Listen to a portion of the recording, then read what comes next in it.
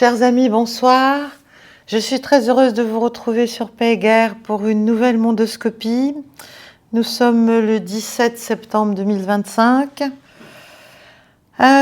Aujourd'hui, pour une fois, je me suis retrouvée dans une situation un peu particulière parce que les sujets ne me sautaient pas aux yeux, si vous voulez. On a quand même l'impression lancinante que ce soit sur les dossiers du Moyen-Orient ou que ce soit sur celui de l'Europe, de la paix en Ukraine et de la Russie, rien n'avance. Le monde est un peu comme en panne. Et pendant ce temps, évidemment, les hommes innocents meurent en masse, sans justification, et les tenants des pires solutions, finalement, des plus cyniques, tiennent les manettes, et on a l'impression qu'on ne peut rien y faire. C'est extrêmement décourageant. Je parle même en termes d'observation des mouvements géopolitiques, hein, pas seulement des opinions ou des sensibilités qu'on peut avoir sur tel ou tel sujet. La deuxième chose remarquable quand même, c'est qu'à côté de cette espèce d'inertie très lourde, institutionnelle, si vous voulez, des grands mécanismes, des grands forats de dialogue, de toutes ces rencontres qui ne servent pas à grand-chose, etc., il y a quand même une mobilisation populaire de plus en plus importante, qui ne faiblit pas, bien au contraire. Alors, sur Gaza, c'est évident, ça fait des années, et c'est pas que la France insoumise, hein, là, c'est très très au-delà, c'est dans le monde entier en fait. Et pas seulement non plus sur les réseaux sociaux, où vous avez tout un tas de voix courageuses qui s'élèvent pour dire que tout cela doit cesser vite. Mais c'est dans les rues de toutes les capitales du monde où il y a de grandes manifestations, de grands rassemblements, des tentatives, même au sein de l'Union européenne, de commencer à entrevoir des formes de sanctions possibles. Bon, mais enfin, tout ça pour l'instant, voilà, ça ne fait pas changer le schmilblick, si j'ose dire. Et je pense qu'il faut revenir un peu plus précisément sur ce qui se passe à l'approche de l'Assemblée générale des Nations Unies, enfin de la session extraordinaire de l'Assemblée générale des Nations Unies, donc du 22 septembre prochain. Moi, j'ai quand même l'impression, je croyais qu'il pourrait vraiment se passer quelque chose, mais je suis un peu trop optimiste sans doute. Je me demande si elle ne pourrait bien ne pas accoucher plutôt d'une souris déplumée, si j'ose dire, en tout cas de faux espoirs. Parce que, bon, évidemment, vous avez Sergueï Lavrov, ministre russe des Affaires étrangères, qui, imperturbable, rappelle que l'Occident résiduel, comme il l'appelle, enfreint tous les principes de la Charte des Nations Unies, et bien sûr le premier d'entre eux, l'égalité des États, bien sûr, entre eux. Donc vous avez un Lavrov qui dit ça, vous avez un certain nombre d'autres grands diplomates qui le disent, mais derrière, il y a une espèce de mur du silence, de mur du fait accompli, de mur de l'ultime tentative d'imposer le pire parce qu'on peut se le permettre. Voilà. Même si on y perd son âme, définitivement. Et donc, il y a une espèce de ronron malgré tout de l'indifférence. Vous savez, toutes ces assemblées, c'est l'occasion pour des centaines et des centaines de diplomates, de chefs de délégation, de Sherpas, de discuter multiples choses d'ailleurs, bien au-delà des ordres du jour. Mais ça ne semble pas permettre d'espérer un grand bond en avant, si j'ose dire.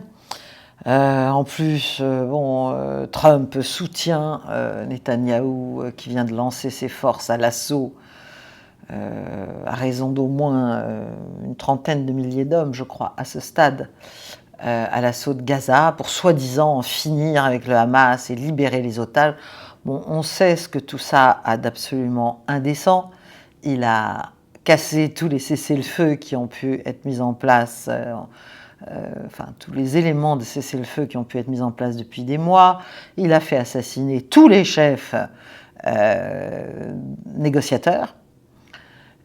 Bref, il efface les preuves, si j'ose dire, et surtout il efface les interlocuteurs. Donc voilà, vous avez Netanyahou, ce Netanyahou-là, qui va être encore une fois la 4e depuis le retour au pouvoir de Trump, reçu par le président américain. Et l'offensive qui se poursuit dans toute son horreur et son inutilité. Et son inutilité, on sait très bien que l'un et l'autre de ses objectifs, libérer les otages, éradiquer le Hamas, ne sont pas atteignables, accessibles. Il y a des centaines, et probablement même des milliers de membres des services de renseignement, de membres de la politique israélienne et de membres des armées qui le disent, qui l'expliquent, mais il y a manifestement, et ça c'est beaucoup plus grave, un soutien populaire épouvantable à cette politique-là. Alors, face à ça, il y a quand même quelque chose qui s'est produit. Bon. D'abord, oui, il y a eu le 12 septembre, l'Assemblée générale de l'ONU a adopté à une large majorité une déclaration de New York visant à donner un nouveau souffle à la solution aux deux États, mais israélien et palestinien, mais en excluant le Hamas comme partie prenante politique. Bon. Voilà, ça c'est une chose. Mais si vous voulez, cette solution à deux États, ça devient vraiment l'arlésienne. C'est ridicule, c'est vraiment le truc qu'on met en exergue de temps en temps pour faire semblant de faire quelque chose. En revanche, excusez-moi, j'ai très mal. En revanche, il y a une évolution à saluer, de mon point de vue. C'est quand même que face à la récente attaque d'Israël sur le Qatar, eh bien, les autres pays arabes, et en fait tous les pays arabes de la région, ont décidé de faire le 15 septembre, donc lundi, avant-hier, un sommet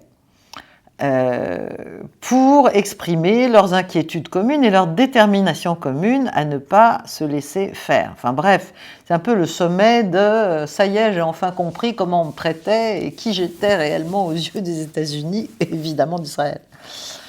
Donc, voilà, l'idée c'était de faire bloc, c'est un rare moment d'unité, hein, ça n'arrive pas tous les jours, c'est le moins qu'on puisse dire, et d'ailleurs nous nous employons à ce que l'unité ne se fasse pas.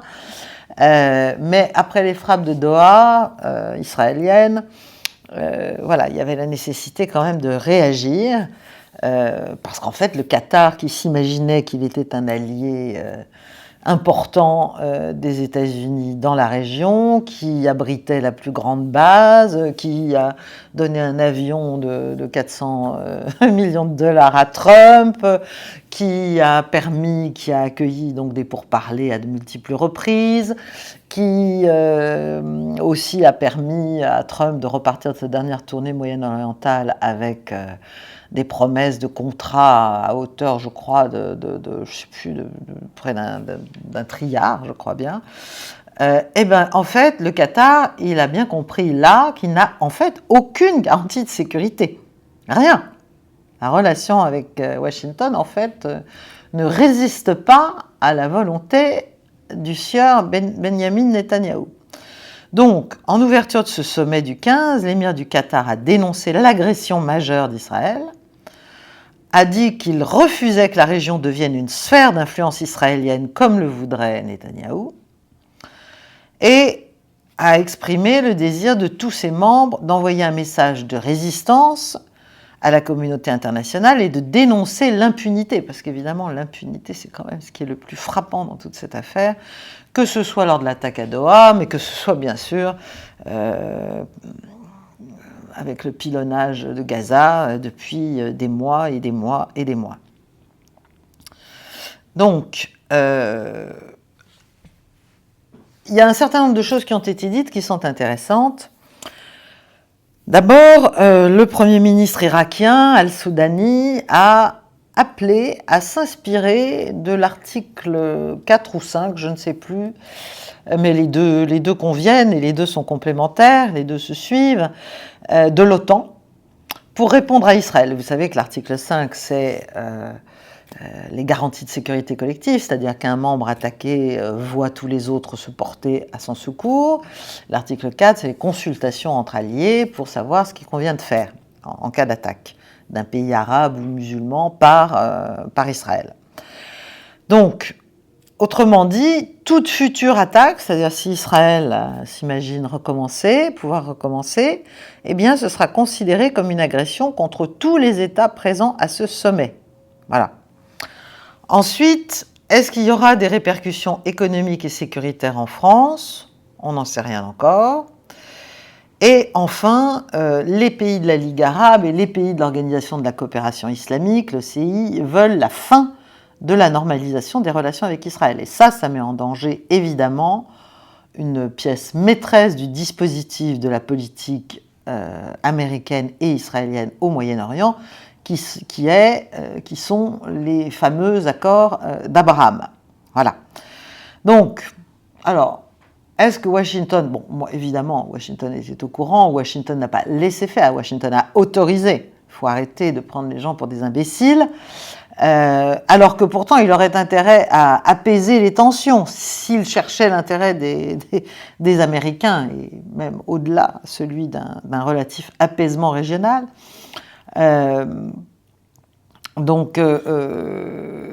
Voilà, du point de vue de Washington, c'est évidemment ce qui a été fait sur le Qatar est très mauvais pour son image, mais encore une fois, il l'a laissé faire, il le savait.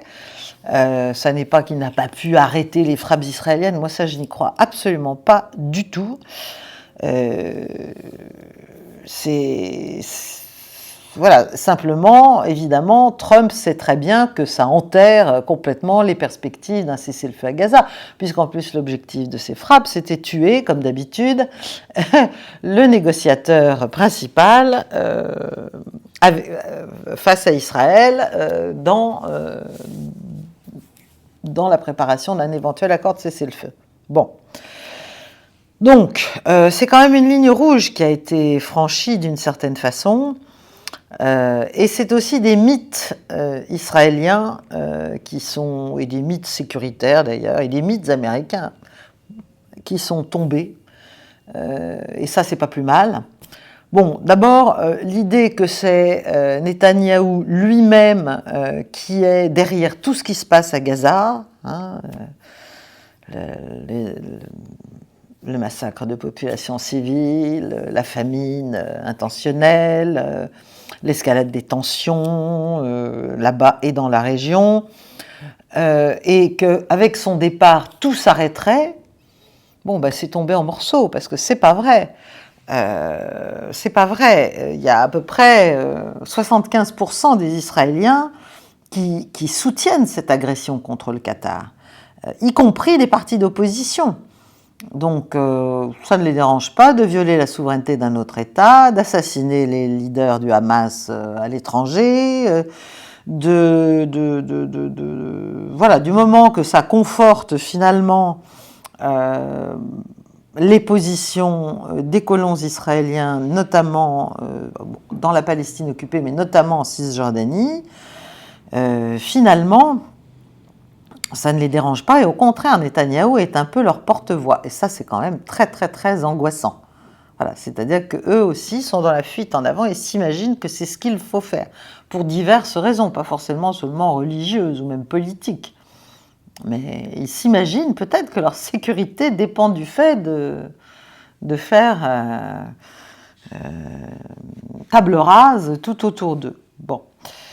Le second,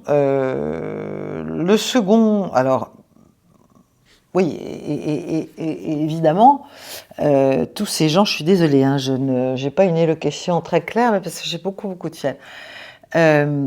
Tous ces gens, finalement, ne voient pas le problème. Attaquer le Qatar, là où finalement c'était la destination pour les délégations israéliennes, et notamment la tête du Mossad, David Barnea.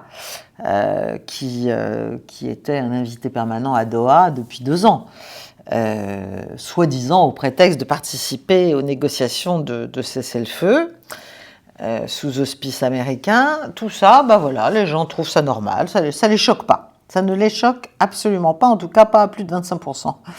Voilà. Donc ça, c'est quand même très inquiétant. Et c'est quand même très inquiétant aussi au plan plus général du divorce croissant entre le sionisme militant jusqu'au boutiste tel qu'il s'exprime dans cette affaire et, j'allais dire, le socle des valeurs du judaïsme.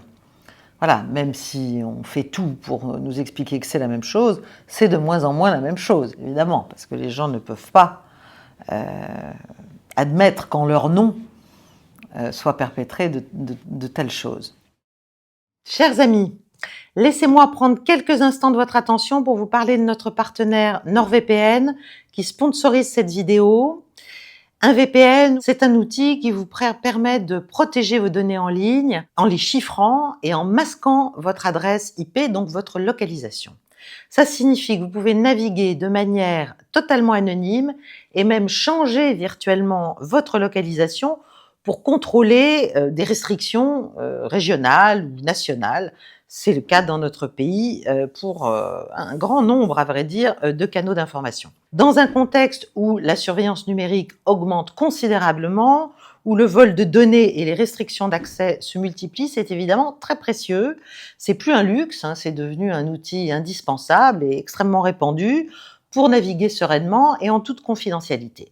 Et dans la gamme des nombreux VPN qui s'offrent aujourd'hui, c'est vrai que NordVPN est quand même, de mon point de vue, extrêmement intéressant parce qu'il a une richesse de fonctions de sécurité avancée qui est assez inégalée. Les fonctionnalités avancées proposées par NordVPN incluent notamment la surveillance du dark web. Donc, si vos identifiants ou vos informations personnelles apparaissent sur une base de données compromise, vous êtes immédiatement alerté, et ça, c'est quand même très, très important. NordVPN vous propose également un double VPN. C'est une option qui chiffre votre trafic 2 fois, qui le fait donc transiter en fait par 2 serveurs distincts, si vous préférez, pour renforcer la sécurité. Et puis enfin, vous avez une fonction qui s'appelle Kill Switch et qui veille à ce que, en cas de coupure du VPN, votre accès à Internet soit automatiquement suspendu pour qu'aucune de vos données ne soit exposée par inadvertance. Donc c'est une combinaison, si vous voulez, de simplicité d'usage, de performance technique et de rigueur en matière de cybersécurité que propose NordVPN. Donc c'est une solution vraiment très solide que je vous recommande pour conserver votre confidentialité parce que ça devient un enjeu majeur. Pour sécuriser votre connexion dès aujourd'hui, c'est très simple, je vous invite à passer par le lien en description de cette vidéo pour profiter d'une offre exclusive avec 4 mois offerts et une garantie satisfait ou remboursée pendant 30 jours. Je vous remercie de votre attention. Sachez aussi qu'en faisant ça, évidemment, vous aidez notre chaîne. Merci. Merci, chers amis. Et le second mythe, qui est quand même très écorné par ce sommet, en fait, c'est qu'Israël n'est pas capable de dissuader finalement tous ses voisins, en dépit de toutes ses capacités militaires, en dépit de l'importance du renseignement dans ces dispositifs de sécurité, en dépit du soutien américain, etc., etc., les pays arabes commencent à comprendre à quelle sauce et à quelle eau ils sont mangés. Donc, évidemment, les pays musulmans et les pays arabes, parce qu'il n'y a pas que les pays arabes, en fait, se rendent compte que, ils le savent déjà, mais enfin, ils l'expriment, disent qu'ils sont face à un État voyou, assoiffé de sang, et qui ne peut être dissuadé finalement que par une force contraire excessive. Voilà, parce que sinon, il met en œuvre cette espèce de rêve biblique du grand Israël, mais enfin qui veut dire finalement qu'on s'arroge des parties de la Syrie, de la Palestine, du Liban, de l'Irak, de l'Arabie Saoudite, de l'Égypte, voilà, enfin, c'est complètement fou en fait. Donc ça met en morceaux quoi? Ça met en morceaux, finalement, l'utopie d'une entente possible, même minimale, entre Israéliens et Palestiniens autour de l'idée de 2 États. C'est un mensonge, en fait, c'est un mensonge évident. Et là, on voit bien que Netanyahou, qui a toujours évidemment été contre depuis son arrivée au pouvoir, et sans doute bien avant, fait tout, en fait, pour que rien n'arrive, de tel. Voilà. Donc, et pour l'instant, c'est vrai que c'est pas parce que la Palestine a été reconnue par près de 150 États de l'ONU comme un pays indépendant, que les Palestiniens souffrent moins de la faim, se font moins massacrer, sont mieux soignés, sont moins assiégés.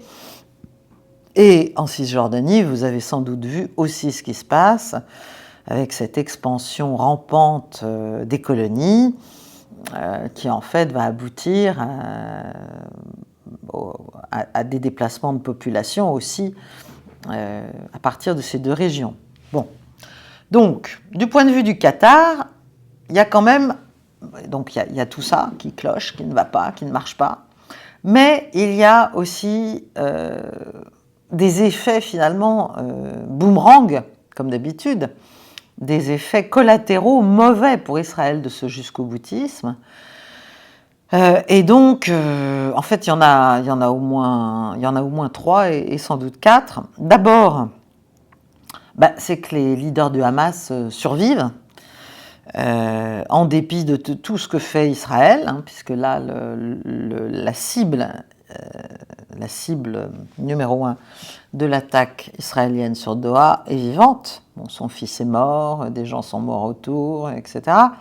Mais je pense que voilà, les Palestiniens, après ce qui est arrivé à Ismaël Haniyeh à Téhéran, dans sa résidence de Téhéran, commencent à comprendre qu'ils sont des cibles à tout moment et prennent sans doute un certain nombre de dispositions sécuritaires. Donc, ensuite, ça veut dire que les dispositifs palestiniens se renforcent aussi de sécurité, de contrôle, et que toutes les opérations de renseignement ou de déstabilisation israélienne qui donc ont abouti à la mort, à l'assassinat de dirigeants palestiniens, de dirigeants du monde islamique, en fait, au Liban, en Iran, au Yémen, à Gaza, en Cisjordanie. Tout ça, ça produit des résultats finalement négatifs et ça fait se dresser évidemment se renforcer les politiques de sécurité de ces États. Ensuite, et ça ce n'est pas rien, c'est que la réaction des leaders du monde arabe face à l'agression qu'a subie le Qatar a en fait mis fin à sa quarantaine, parce que le Qatar, vous savez, il était depuis des années, j'allais dire depuis 2016, un peu mis au banc, notamment par les Saoudiens, ou pour ne pas déplaire aux Saoudiens, par les autres. Or là, il y a une réconciliation qui est en train de se faire entre les Saoudiens et les Qataris, et aussi entre le Qatar et les Émirats. Et donc il y a eu bien sûr une visite de solidarité de ces leaders, de ces chefs d'État à Doha, mais voilà, ils sont en train de prendre, les Émirats et les Saoudiens sont en train de prendre la tête en fait d'une sorte de coalition et intègrent le Qatar à l'intérieur. Troisièmement, c'est évidemment la perte, mais si c'était encore nécessaire, enfin si ce n'est pas déjà arrivé, du prestige américain comme un allié, comme un ami des leaders du Golfe. Parce que là, quand même, l'histoire on fait des investissements colossaux dans l'industrie américaine, dans l'activité économique américaine, et en échange, vous nous protégez contre Israël, ça ne marche pas du tout. Là, voilà. Donc en fait, Il faut faire attention, là aussi. Je pense que Trump, soit il est embarqué, malgré lui, par les Israéliens dans cette politique de folie, soit il est d'accord. Et là, c'est encore plus grave.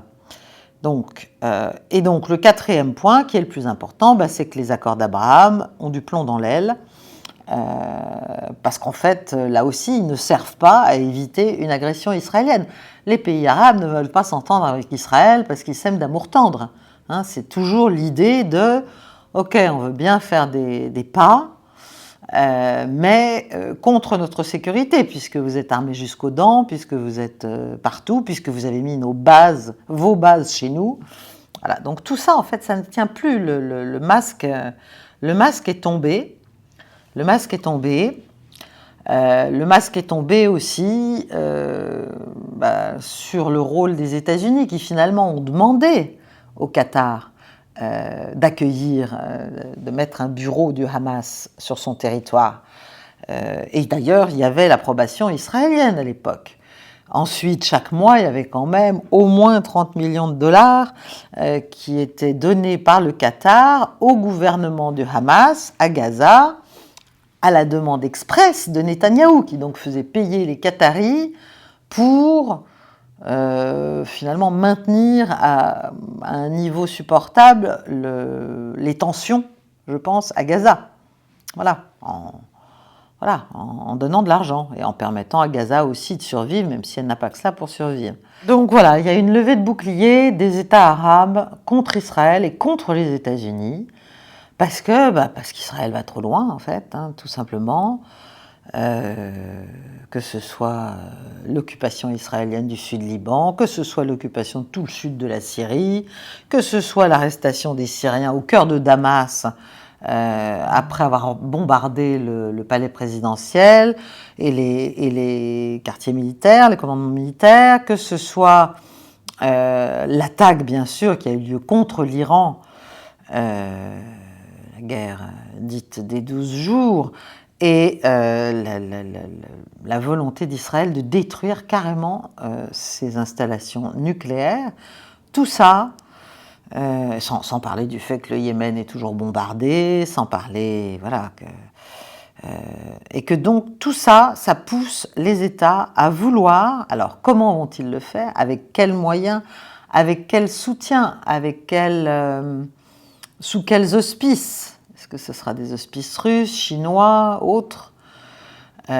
L'idée, c'est quand même d'avoir un plan militaire pour empêcher ce type d'action violente de la part d'Israël.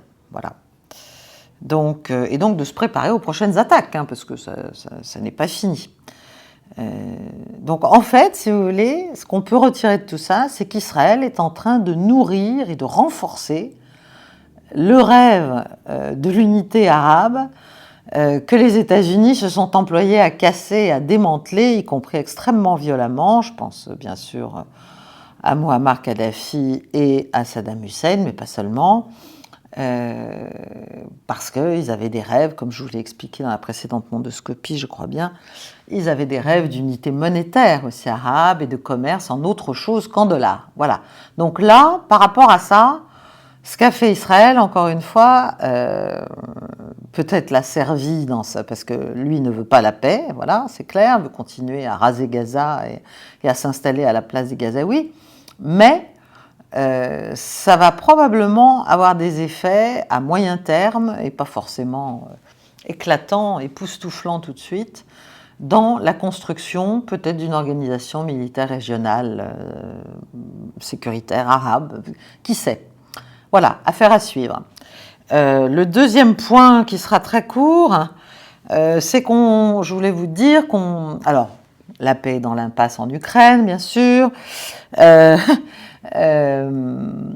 Zelensky a dit qu'il n'y avait aucune condition pour qu'il vienne parler à Poutine, sauf qu'il ne veut pas venir à Moscou, alors que les Russes ont dit mais ce n'est pas une capitulation, c'est des discussions. Bon, donc c'est clair que là aussi il ne veut rien. Mais ce qui est plus intéressant, c'est de voir l'évolution du narratif, comme on dit, enfin de la manière de présenter les objectifs de guerre ukrainiens. Et là, on sent bien que Zelensky est en train de prendre un virage réaliste, si j'ose dire, parce qu'il n'a plus trop le choix. Bon, après, il faut qu'il reste en vie et que les ultras qui sont autour de lui ne lui mettent pas une balle dans la tête pour s'être montré finalement pragmatique. Mais moi, j'en parle depuis une bonne année, depuis le début en fait de Paix et Guerre. J'ai toujours dit, on a vendu cette guerre aux opinions occidentales sur le thème la Russie veut prendre toute l'Ukraine, veut s'emparer de toute l'Ukraine, et derrière l'Europe, bien sûr, pour pouvoir dire à un moment donné, regardez, là, il y a une ligne de front, bon, elle a pris 20 ou 22%, elle s'arrête, donc c'est une victoire pour nous. Voilà, je pense que c'était le calcul occidental depuis fort longtemps. Et on y est, parce que les Russes ont dit encore très récemment, par la voix de Lavrov et puis par la voix de Medvedev, je pense, et de Poutine d'ailleurs aussi, que de toute manière, bien sûr ils étaient pour un règlement de paix, mais que les préoccupations sécuritaires de la Russie seraient traitées et reconnues et assurées sans équivoque. Donc ça veut dire qu'ils ne rendront pas les 4 oblasts ni la Crimée. Voilà. Et donc, face à ce point dur, si vous voulez, il faut que Zelensky, qui jusqu'à présent disait il n'y a pas un centimètre des frontières pré-1994 qui ne doit pas me revenir ou revenir à l'Ukraine, il faut tout récupérer, si vous voulez, alors qu'il n'en a pas les premiers moyens. Ce Zelensky-là, il est en train de se dire, en fait, ça ne va jamais marcher, les Américains vont en avoir marre, et vont peut-être me planter et me laisser face à Poutine et aux Européens qui, eux, font ce qu'ils peuvent, mais c'est-à-dire pas grand-chose. Ils viennent d'approuver 500 millions d'armements américains achetés par l'Europe pour l'aide à l'Ukraine. Enfin, c'est misérable, si vous voulez, c'est pas du tout à la hauteur des besoins. Donc la guerre, elle est pliée au plan militaire. Et donc, il y a un moment où il va falloir en tenir compte. Et donc, Zelensky est en train, il a donné une interview à la BBC récemment, où il a dit que dans mon esprit, la victoire, l'objectif de Poutine dans mon esprit, c'était d'occuper l'Ukraine, c'était de nous détruire, c'était de nous occuper. Et y a-t-il réussi? Non, il n'y a pas réussi. Nous avons gagné. Nous avons toujours notre pays, etc., etc., etc. Enfin bon, c'est complètement... voilà, comme d'habitude, c'est absolument clownesque, mais je suis sûre que c'est extrêmement... on avale ça comme du petit lait sur les plateaux de LCI et ailleurs, pour continuer à raconter n'importe quoi. Enfin, l'idée, en tout cas, importante, c'est... Et c'est là, c'est une évolution, parce que ça veut dire que malgré tout, on est arrivé à ce point dur-là, et au fait que l'Ukraine ne va pas récupérer et que donc il faut balancer dans tous les journaux occidentaux, tous les relais d'opinion, etc., l'idée qu'elle a quand même gagné parce qu'elle ne s'est fait prendre que 20 ou 22% de son territoire. Voilà. Donc, on verra ce qu'il en est pour l'instant. Alors Trump qui sent bien qu'il n'a pas la main dans toute cette affaire et que Vladimir Poutine... on ne va pas pouvoir le faire tourner autour de son petit doigt, commence à dire, oui, écoutez, peut-être qu'à un moment donné, enfin il l'avait déjà dit d'ailleurs, j'en aurai assez, je les laisserai se débrouiller, etc. etc. Mais je pense qu'on s'achemine vers une forme de gel. La question va évidemment être de savoir si les Européens sont assez fous pour mettre des troupes sur le territoire ukrainien, soi-disant en réassurance de sécurité pour l'Ukraine, sachant que les Russes ont dit que ce seraient des cibles légitimes. Voilà, donc là on va vraiment vers la guerre. Donc, ou bien est-ce que les Européens, à un moment donné, vont être contraints, peut-être poussés, on va peut-être leur ordonner tout simplement de se calmer. Mais le problème, c'est que tout ça, évidemment, la paix produit moins d'argent que la guerre, si vous voulez. Donc tous ces programmes d'armement, tous ces programmes d'entraînement, tous ces budgets militaires, tout ça, ça permet des postures aux politiques martiales et ça permet aussi beaucoup de profits, notamment à tout le système militaro-industriel américain, à toutes les actions de ces boîtes, ce qui n'est pas du tout le cas en Russie, où tout est lié à l'État.